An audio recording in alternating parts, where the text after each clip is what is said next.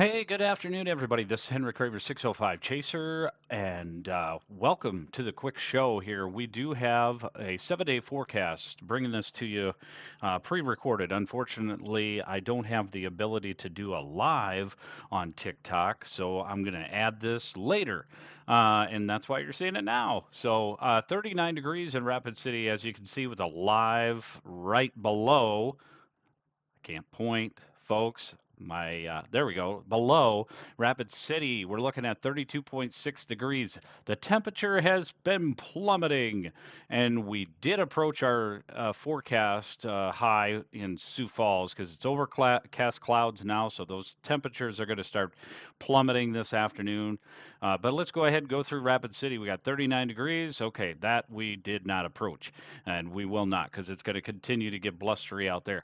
But by the time we get into the middle part of next week, we're going to have another warm up. Awesome. Thank our sponsors and our followers, Fit Revolution, Mission Nutrition, as well as Refuel Nutrition.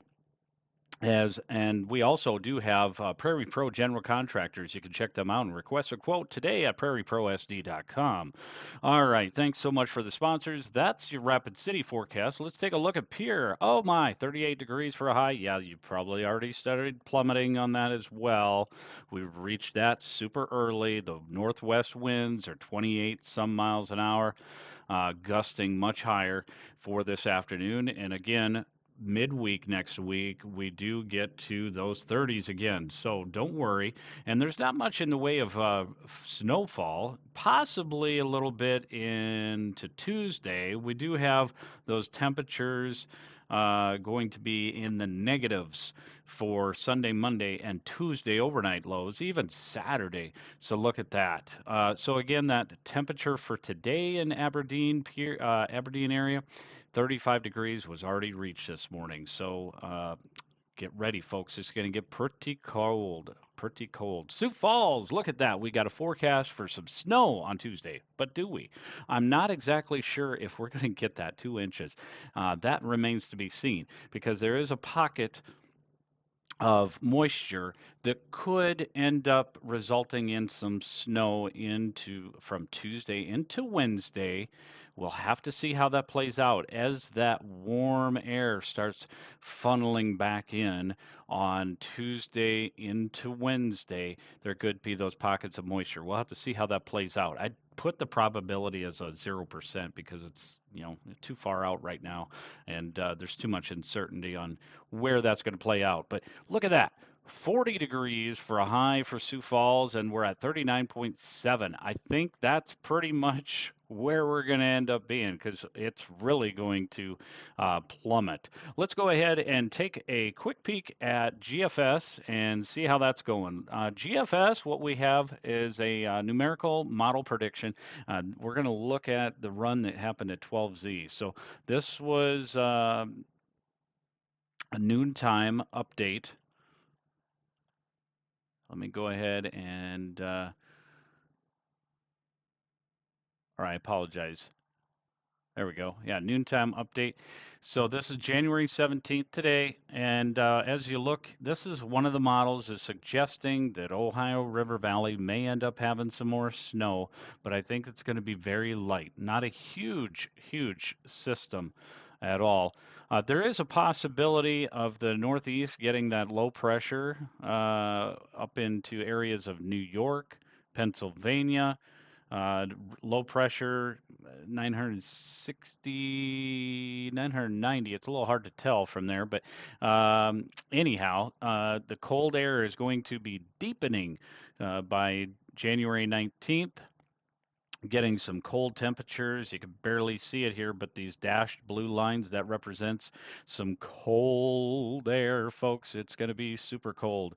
And then we do have another weather system down in Texas. You got to watch out, folks. These people are not used to seeing this far south, some of that wintry weather. So we'll have to see how that plays out. The models have been suggesting and going back and forth. Is it going to be rain? Is it going to be snow? Is it going to be a mix, or is it going to be dry? So it's a little difficult. But looking at this here, it's noontime on the 21st. So that would be on your Tuesday. Possibility of some moisture definitely down in the deep south there, Louisiana, areas of Georgia. Once we get into the 23rd, it's pretty much out of here by noontime, actually, on the 22nd. We do have some more possibilities as we get into the 23rd, where pockets of moisture could approach our western half of the state of South Dakota, as well as western part of North Dakota.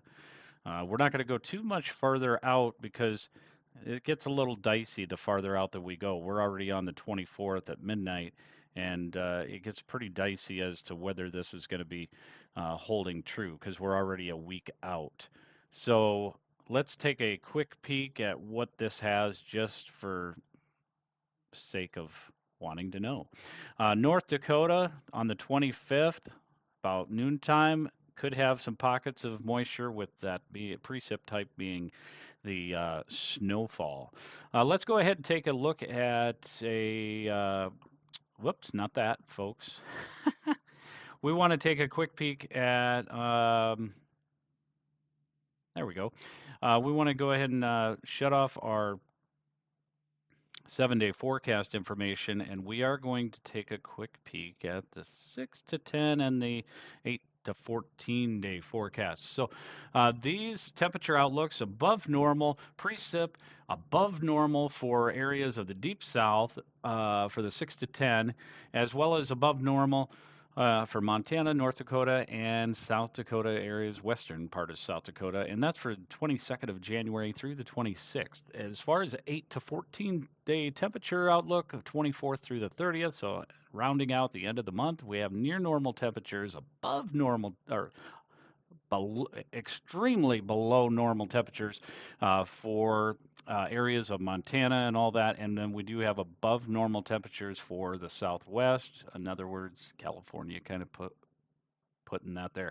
And again, way above normal precip for the 24th through the 30th for areas of Montana, Wyoming, western part of North Dakota, South Dakota, and northern half of Colorado. And then that deep south still, again, has those possibilities. Let's go ahead and take a look at our seasonal outlooks. If we could get that to pull up here. Precip, so February, March, April. This covers that all. Ohio River Valley, again, overall above normal precip. So we're going to see that trend continuing throughout. Let's go ahead and take a look at what our temperature outlook looks like for that area. Much below normal for temperatures for the 3-month on average. This was updated just yesterday, so this is the latest information. It'll be updated a little bit later this afternoon. Let's go ahead and take a look at Radar Omega and see how things are going as far as our wonderful drought, that we're having.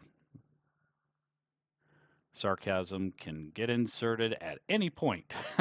So there is an extreme drought, severe drought in southern parts of South Dakota, extreme southeastern part of South Dakota, and a very extreme drought over into west of Winter, South Dakota. Look at the map overall, though, folks. I mean, there is quite a bit of drought pretty much throughout. The only exceptions are pretty much this Ohio and Mississippi River Valley area, even down into the deep south areas such as Oklahoma, parts of Oklahoma. Arkansas is pretty much null as far as it goes for drought. So they've had plenty of rain. Western portion of Tennessee, even parts of eastern and central Missouri and south central Missouri. Kansas is kind of starting to see that, and definitely the farther north that you go, it's crazy. Very dry. All right, that is the latest information for the 605 Chaser Studios. Be sure to follow us on Facebook. We just gained the ability to have stars, which is awesome. We are on YouTube as well. We're on TikTok, obviously, Instagram. Follow us on all the platforms and share.